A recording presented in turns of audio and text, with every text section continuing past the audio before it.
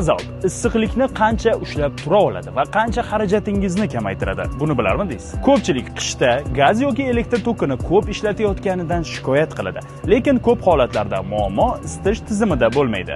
Oddiy binolarda issiqlikni katta qismi tashqi konstruksiyalar orqali chiqib ketadi. Bazalt izolyatsiyasi millionlab mayda tolalardan tashkil topgan. Bu tolalar orasida havo qatlama issiqlik harakatlanishini sekinlashtiradi.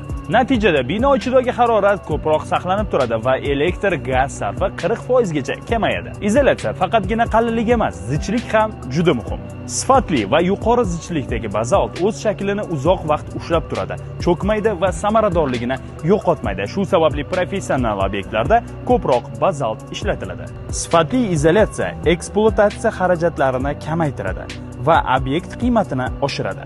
Shuning uchun bazalt izolyatsiyasi bu oddiy material emas. Bu issiqlik himoyasi, energiya tejamkorligi, komfort va uzoq muddatli iqtisoddir.